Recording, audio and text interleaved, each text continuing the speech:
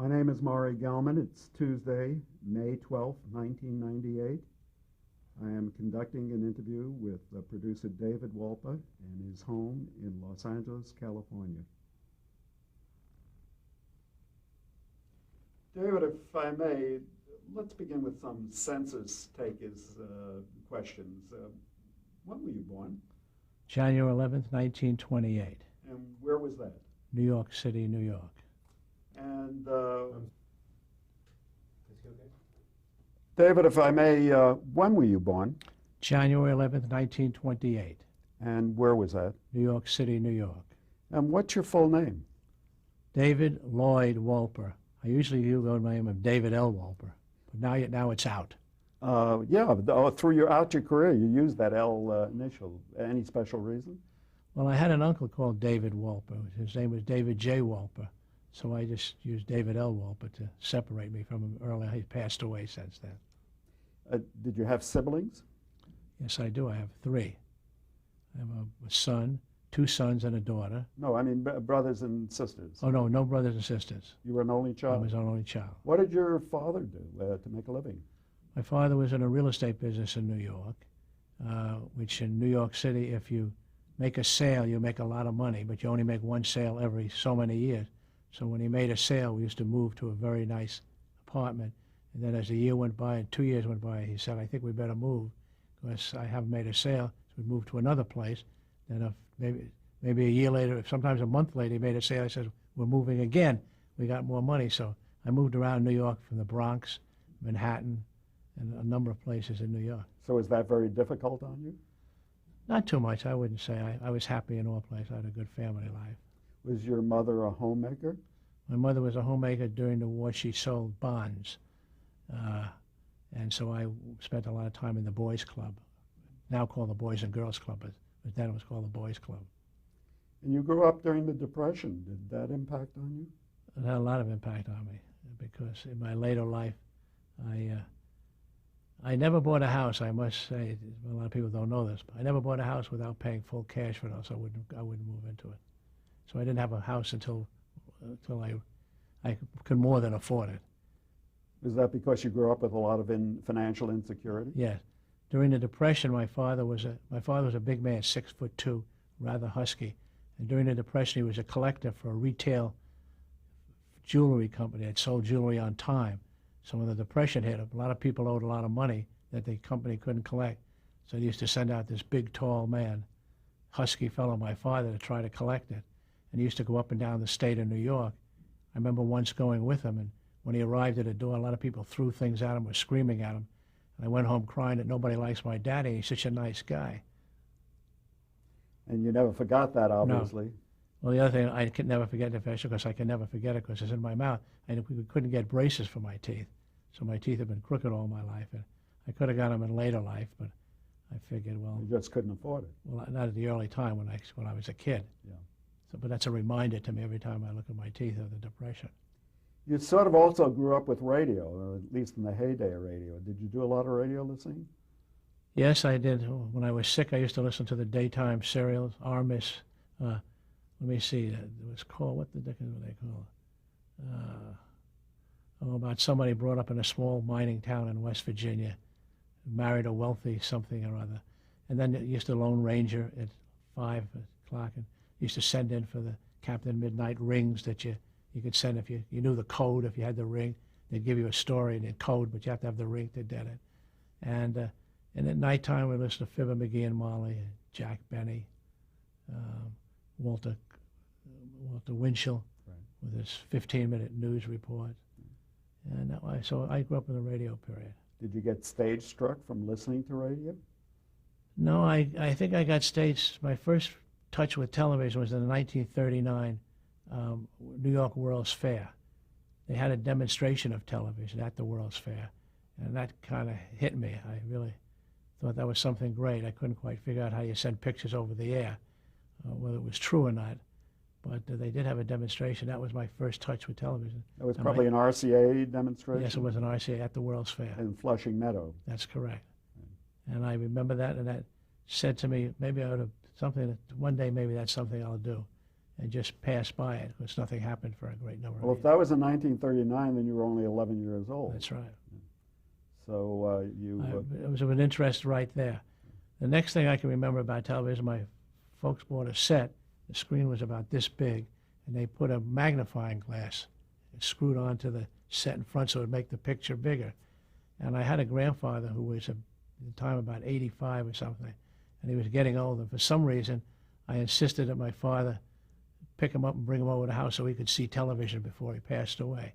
At that moment, I wasn't on television either, but it was something might have told me something that was something I wanted to do. but we jumped ahead there to the 40s. Yeah. While you're still in school, were you a good student? No, I was a fair student, B, C. I went to grammar school in New York and the public schools, in 3 or 4 different public schools. And I was actually, the first house I live on was on 52nd Street between 2nd and 3rd Avenue. At that time, there was an elevator on 3rd Avenue and an elevator on 2nd Avenue. There used to be a joke in my family. We used to wake up when one of the elevators didn't go by. It was quiet for a minute. They used to startle us and wake us up. We should explain these were the elevated... Elevated cars that ran instead of underground like the subway system. Right. They ran on top of the ground. And one of them was torn down and sold to the Japanese, which they eventually bombed us with Pearl Harbor. They say they bombed with the 3rd Avenue L, fell in Pearl Harbor. What were your best subjects in school? Was history one of them? No, not particularly. I didn't have any particular subject. I spent a lot of time playing sports. Did you really? Baseball and swimming was my 2 favorite things at the time. I played a lot of baseball when I was a kid. Were you good at it? I was good. I made the school team and the high school team. And when I went to SC, I tried out, and I can tell you a story when we get to SC. Okay. But were you thinking about going to college immediately when you were in high school? No, in high school I was planning to go to college, yes. I always planned to go to college. I didn't know which one I was going to go to, but I always had that plan in mind. My parents, my father particularly, made sure. My mother died when I was in high school of a ruptured appendix. So I spent more time with my father at that time. That must have been a shattering experience as a young It was a boy. shattering experience, yeah. Just before I got out of high school. So I spent a lot of time with my father. My father felt that if I go to college, he said, we got to send you somewhere in the Midwest. I said, the Midwest? Why? He said, well, you've been in New York City all your life. You got to find out what a different world is. I don't want you to go to college in New York or California yet. You should go to college in the Midwest. So I took him up on it and went to Drake University in Des Moines, Iowa, which was definitely the Midwest. Right.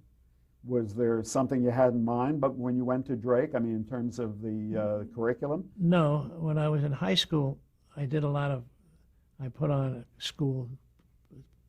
the school junior prom, and I tried to put together when I was the all New York high school band. So I was kind of in show business at that time too, trying to put together a band, and that never worked out. And I always had show business in my mind, but my father kept insisting and talked me into going to Drake. And he said, if you do good there, then maybe you can go on to one of the other West Coast colleges. When you were in school, did you make some lifelong friends? In high school, yes. In high school, I made a lot of lifelong friends. In fact, one of them wound up running Time Warner. Stephen Ross was in my class in high school. Which high school was this? Well, it was called Columbia Grammar School in New York. It says Columbia Grammar School, but it was a high school. Was it affiliated with Columbia University? No affiliate. It was in the early days when it was formed, but it was not affiliated. And I had a very interesting class. Either you went to jail or you became a great scientist in our jail. There was no in between. You either got the chair or you became somebody famous. It was the joke in our class. But we had one of our class ones won the Nobel Prize, Murray Gell-Mann. And we spells a little differently than I do. Yes, Gell-Man. Yeah. And we have somebody by the name of George Kaufman who owns the Astoria Studios in New York. A fellow by the name of Jimmy Harris who went into production and discovered Stanley Kubrick, and they made films together. We have a scientist, Dr. Ian Gresser, who's one of the discoverers of infrared. So we had we had a few people who went to jail, as I said. Some people got shot in a robbery, things like that. So we had kind of a mixed class. Was it a school for special students? No, special, just a general school. I don't know that you were that introspective that you thought about your talents other than sports, but looking back at it, what were your special talents when you were growing up? The only thing I can notice is I was very interested in autographs. I remember once I was walking down Fifth Avenue, I saw on the top an autograph store, and I went up and I found out I could buy a Mark Twain for something like $3, just an autograph. I said, gee, I can have Mark Twain's original autograph for $3, so I bought it. And I became an autograph collector. And over the years, until about 1970, I collected autographs. And of course, as I made more money, I became more famous. And at one time, I owned one of the most famous autographs. I owned a letter that Lincoln wrote to a girl about his beard, writing to the girl and telling her, thank you for your letter about my beard, but don't you think it would be a silly affectation? And then 3 weeks later, he grew the beard. And so that was a famous letter. So Do you still have that collection? No, I sold my autograph collection in about the late 70s, early 80s. But that was started when I was in one of the early years of high school. So there was some history in me, obviously, because I was interested in buying all those historical figures, Washington and Jefferson and Lincoln. Sure, you weren't just interested in the signature, you were interested in the backstory, weren't Well, you? the backstory became interesting when you buy the signature. Right. And, when you buy something that says something on it, you try to find out what they meant by it and where it came from. So that was, I guess that, if you find it touched something that affected me later in my life, I think that would be the thing that I could put my finger on. When you went to Drake, were you a fish out of the water, being in the Midwest? No, because I didn't have any nightclubs or people to hang around downtown in New York like I did with the kid. There was nothing to do, so I studied hard, and I was a straight A student. I got A, and 1 A minus, which pissed me off, to tell you the truth, because I used to eat and have dinner. We used to pay at boarding house a certain price. This woman would make dinner for 8 or 10 of us. And one of the 8 or 10 who ate every night was that professor who gave me an A minus. I never forgave him. I ate with him every night. He was the only guy who gave me an A minus. What caused you then to leave Drake and go to USC, you said? Well, I was interested in cinema and television. At this point, you had gotten interested in? Cinema, yeah. I wasn't interested in television because it wasn't still that big. And I applied for the University of Southern California. I had straight A, so I got in quite easily, and I got to the cinema. Then it was cinema and journalism, so I took journalism and cinema at SC. And I became very involved in the school. Was World War II going on at this time? World War II was just ending. Right. So were you impacted at all by World War II? Well, no, I wasn't, because I was too young. And by the time I was too old by the time. I was in that 1 year period between the A and the A, because I didn't graduate from school until 1945. Right. The war was over in 45, so I was still in high school. Right. So you were not, you did have a draft card, of course. I had a draft card, but I never got drafted. Yeah, I still have it inside there. When you went to USC, was that the first time you had been on the West Coast? I went to the West Coast, yes. I was as far as Las Vegas. I went to Las Vegas when I was a kid. I had a relative living there. I did go all the way to Los Angeles with my folks on a trip once to visit a relative out here. I had a relative living here. He was in the film business, an assistant director. And we stopped off in Las Vegas because I had a cousin who was in the Army in Las Vegas. I remember he was trying to tell my father, you want to buy some land here, it's going to be very valuable. This desert, what are you talking about? He told his father too, and of course nobody bought any of the land. Well, what was Los Angeles like when you got there the first time? Well, the GIs were returning. The GI Bill of Rights was in full bloom there. So the university was filled with older students as well as the ones just coming into the school. A lot of returning GIs were there. So I would say that was the dominant factor when the first year I went to SC, was the heavy return of GIs from World War II, who, the greatest thing that ever happened in this country was the GI Bill of Rights, where we educated an entire generation, for which unfortunately the next generation won't be as educated as that one was, as ours was, because it was practically every male, from the age of 17 to 21 got a college education free, books, room, board, everything. So the university was filled with returning GIs, and one of them became a close friend of mine. Who was that? Art Buchwald. There was a magazine, it was a humor magazine on the campus called The Wampus, and Buck Wall was the editor and I was the business manager. So we spent a couple of years together running a magazine and had our offices on the student union, living together and spending a time a lot. So we spent a lot of time together. You met him through the magazine. We met at the magazine in SC. What was Mr. Buckwald like in those days? Was he very much like he is today? He was funny. And that's what he wrote the Human Magazine. He was clever, funny, and he's like exactly like today. That's Art Buckwald. That funny talking, funny story, and lots of humor, and very smart and very clever. What do you think was the chemistry between the two of you that made you hit it off with him? Well, he was interested in showbiz. He wrote a play. He wrote the school play, which was a musical comedy called No Love at All, about some GIs on an atoll. A-T-O-L-L, right. And I was a publicity man for it, too. I was also the photographer for the school newspaper. But I also was publicity man for Buck Wall and his play, and I did all these crazy things. And one of the crazy things I did was break into the Academy Awards. Buck Wall and I took a limousine. We dressed a guy in a monkey suit, in an ape suit, with a sign on the back, see the USC show, No Love at All. We pull up in front of the, it was at the Shrine Auditorium that year, out with the gorilla, Buck Wall and I, right through the thing, right down the aisle into the theater, walking around, everybody looking, and they thought it was maybe part of the show, until somebody got wise and threw the both of us out. Security didn't. Security threw us out, but there was a picture. The LA Times had a picture and had a story. Most interesting thing at the Academy Awards was the entrance of a gorilla by two USC students. Didn't mention our name, but told the story. What year was that? 1948. Remember who won the Academy Award that year? Or what picture won the? I did, but I can't remember right now. They ran a story at the Times, not the essay, but about 3 years ago it played. The Academy Awards was at the Shrine again, and they ran that story. They ran a little article about it. They obviously looked it up and found that that's happened at that. Then they identified you then?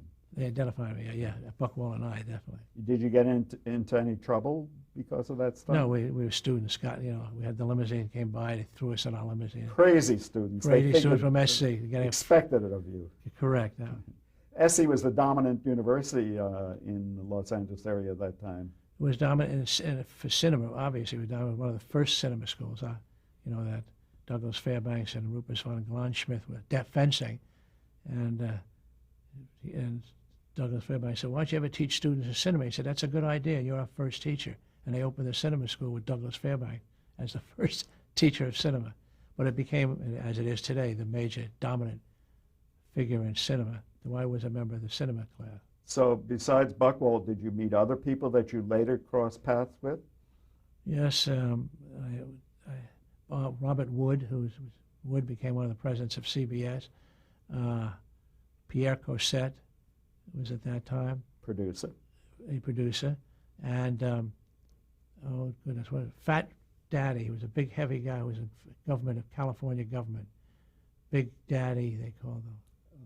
I know you mean. Yeah. He never made it to the governorship. He never made the governorship, but he was can't think of his name.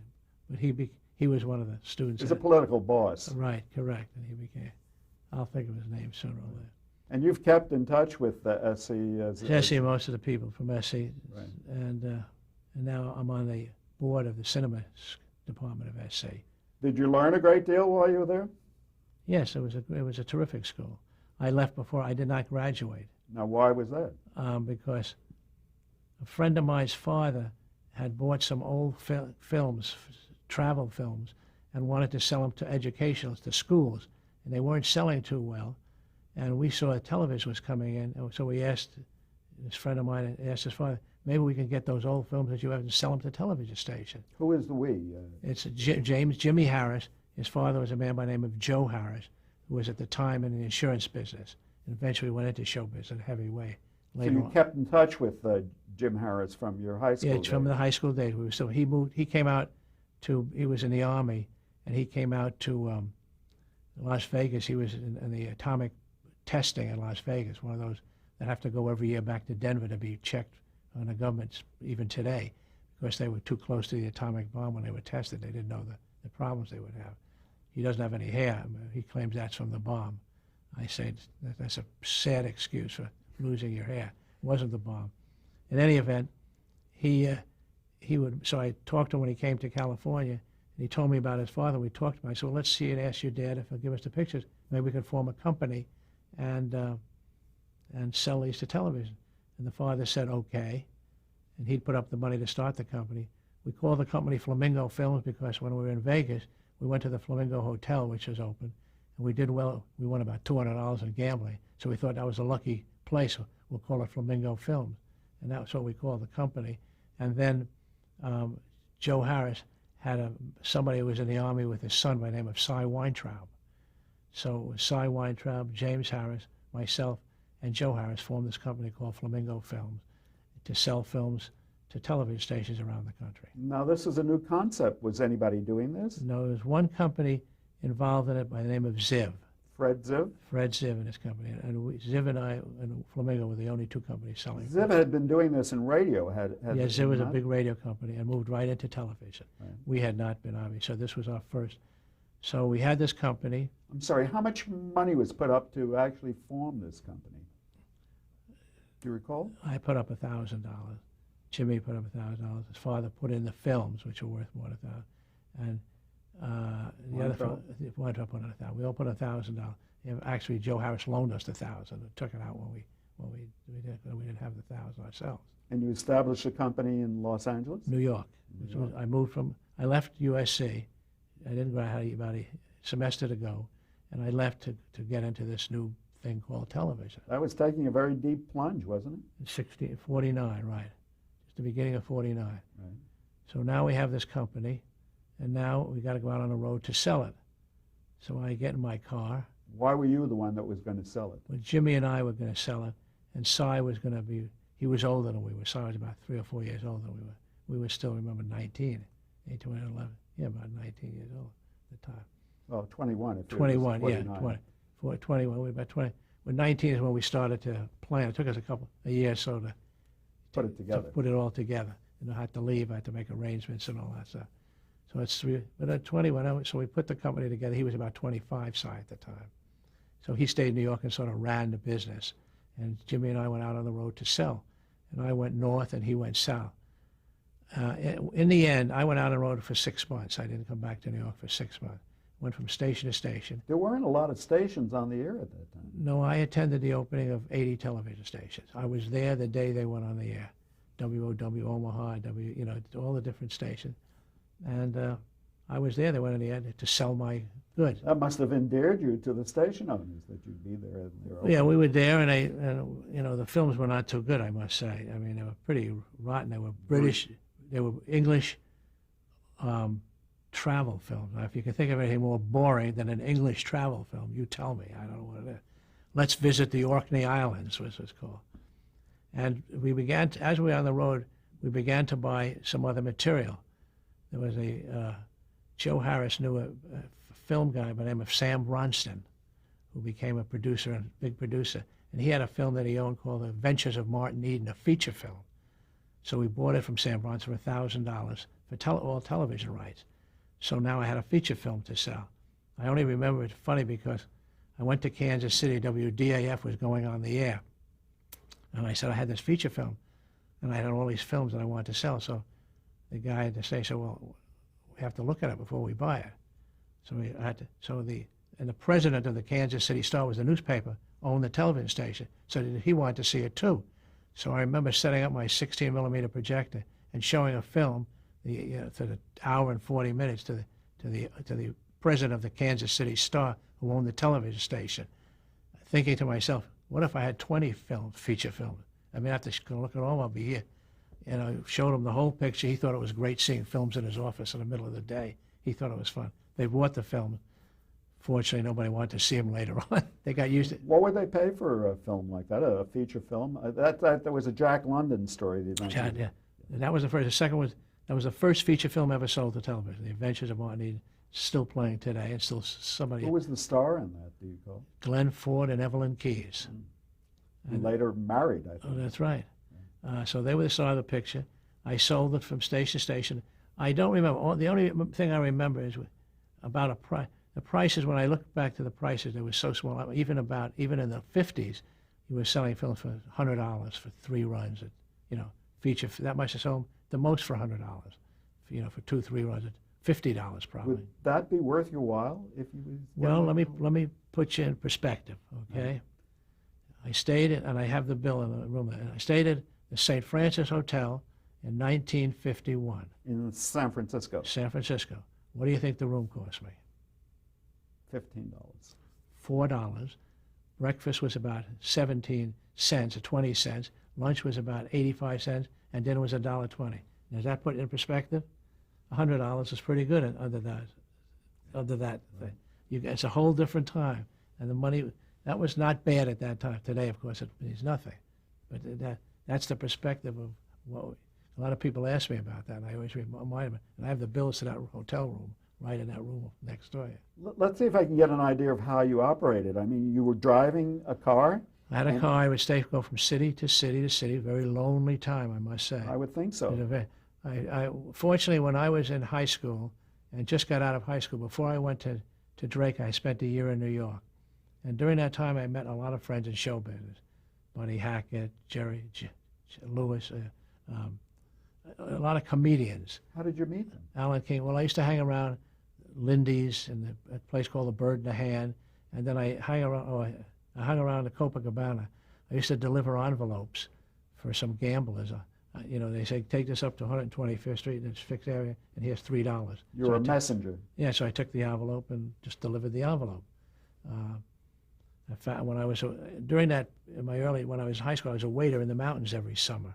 In the Catskills? In the Catskill Mountains, in a place called the Birchwoods Hotel, and the MC there was Don Rickles. He was a young kid too, and he was the MC at the place, and I was a waiter.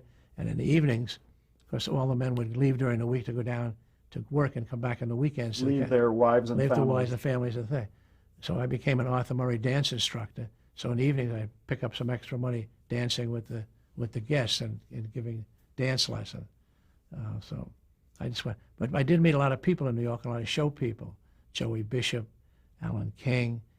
And by meeting all these people and singers and dancers, Vic Damone, and hanging around the Copa and everything, I met these people. When I went on the road, wherever I got to a town where they were playing, I had a friend, because I got very lonely going out for 6 months.